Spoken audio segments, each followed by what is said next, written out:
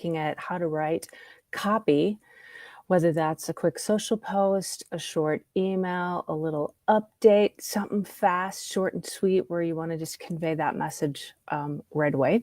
And I've got a PDF for you. So if you should see it in Facebook and on LinkedIn. I'll post it in just a sec right after the live so you can get it. All right. So first thing, when you're keeping it conversational, because that's what I think is nice on an update, is keep it conversational, right? So the first thing to look at is it in first person? So that means,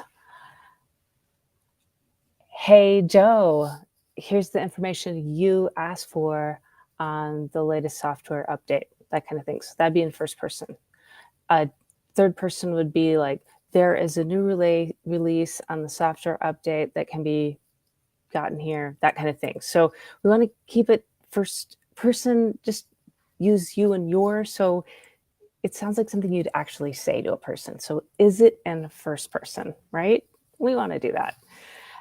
Secondly, when you're writing, take a look and count. Are there more you and your, the word you and the word your, versus the words I, we, and us?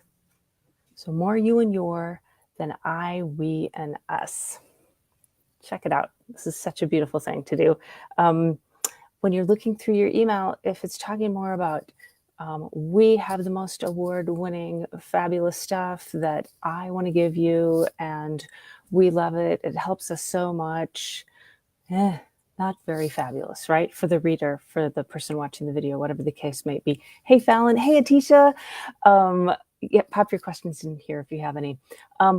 Instead, change that to when you need help with this problem and you're looking for a way to solve it, your company definitely could benefit from this type of solution, right? So it's about you and your, not about we, I, and us. If you read something like Donald Miller's Story Brand, or just really any other marketing stuff out there, or just taking a sort of sales 101 class, you'll see that it's better to make the customer, the person reading, the client, the prospect, the hero. It's about, make it about them, right?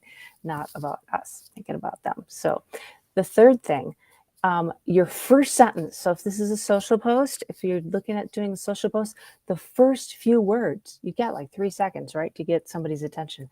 The first few words, are they what I like to call what's in it for me? Not me, but your person reading. When we're giving a post about an event, for example, the event information, like the date and the time and stuff, is not going to be the first thing in there, because that's not very compelling. That's not a good first thing to lead off with. Instead, lead off with what they're going to get. Join me live to get step-by-step information on how to double your business, or double your business. New step-by-step information live Tuesday, 12:30 Pacific, that kind of thing. So the date and the time, and depending on who's going to be there, maybe the guests or the experts could be at the end. Now, if your guest expert is the draw, right? I just saw something with Daniel Pink is going to be presenting. If the guest expert is like super high profile, then put the guest expert up front, or the benefit up front. But sort of the date, the time, the logistics, that kind of extra stuff, that's going to be later, right? So that first few words, that first sentence, got to be what's in it for me. So that goes for, if you're writing an email now, your subject line, get in there right away with those first few words with what's going to be beneficial to your customer. And that first sentence of the email, just like the first sentence of the post, has got to just nail it with what they're going to get from it. Okay. All right. Oh, we've got 2 more minutes, so I'll just whip through this, and the rest I'll post, and then you can grab it. Is the call to action clear? So this doesn't need to be a hard sell, but what do you want them to do next? If they want more info, if they want to work with you, if they want to know what's happening, if they want more, what do they do? So is there an easy website for them to go to? You can text in to get some things. Text me the word biz, B-I-Z, to get my marketing master plan. So text it to 530-203-5685.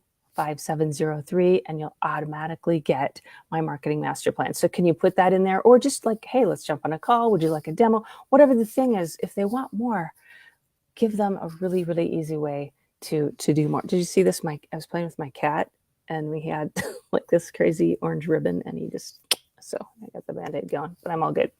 All right, let's see. Another one, are you telling a story that resonates with the prospect, with the person that you're talking to? Can you tell them a story about what's happening, and is that resonating with them? Or if not, then don't tell it, right? So if there's a story to be told, and stories are always good, right?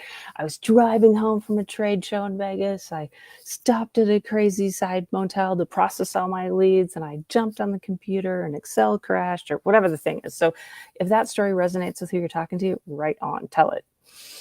All right, and then I'm going to wrap with one final thing. Would you say this out loud in a conversation? So after you write it, say it out loud. I know it feels weird. Might feel weird to say it out loud, but go ahead and just read it out loud, even if it's one sentence, two sentences. Does it sound like a person talking, or does it sound like a press release talking, or like Google Translate or something crazy like that, right? Would you say it out loud? So those are the things that I have for you today. I'll pop the checklist in here for you. And to recap, is it in first person? Count your you and your versus I, we, and us. Be sure your you and your are more. Is the first sentence, the subject line, whatever's going to get them to read it? Is it what's in it for me? Not me, but the reader. Is the call to action clear? Like where they can get more info, what they can do if they want to find out more? The story you're telling, does it resonate with them? And would you say this out loud in a conversation? So check it out. Use this as a checklist. I'll post the PDF right here, and have